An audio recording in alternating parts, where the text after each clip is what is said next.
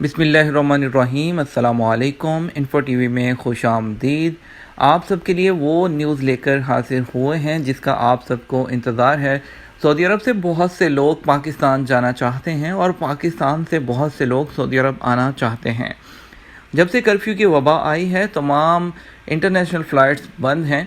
तो इसी सूरत में हमने कल आपको बताया था कि पाकिस्तान ने अपनी तमाम इंटरनेशनल परवाज़ें बहाल कर दी हैं कि पाकिस्तान से जो किसी भी मुल्क में जो फ़्लाइट जाना चाहती है पाकिस्तान ने अलाउ किया है कि वो पाकिस्तान के शहरियों को वहाँ से लेकर जा सकती है।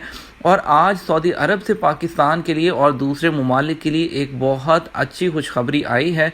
अखबार 24 ने खबर शाया की है, आप अपनी स्क्रीन पर इस वक्त देख भी रहे होंगे कि जो सिविल एविएशन सऊदी अरेबिया के जो तर्जमान हैं इब्राहिम अल रुवैस, उनका कहना है कि हम बहुत जल्द तमाम इंटरनेशनल फ़्लाइट्स को पहले की तरह हम उसको बहाल कर देंगे। जैसा कि हमने डोमेस्टिक फ़्लाइट्स को बहाल किया है, हम उम्मीद कर रहे हैं कि हम बहुत जल्द इंटरनेशनल फ़्लाइट्स को भी वो बहाल कर देंगे।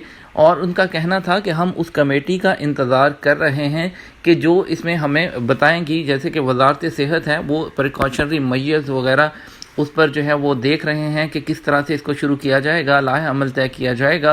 क्योंकि जितनी भी हिफाजती तदाबीर हैं उसको अपनाते हुए ये तमाम चीज़ें वो खोल दी जाएंगी। सऊदी अरब ऑलरेडी वो बतदरीज चीज़ों को खोल रहा है, डिफरेंट सेक्टर्स को खोल रहा है, कर्फ्यू में नरमी कर दी गई है। अल अखबारिया चैनल के साथ बात करते हुए उन्होंने बताया कि हम बहुत जल्द इंटरनेशनल फ़्लाइट्स को बहाल करने वाले हैं।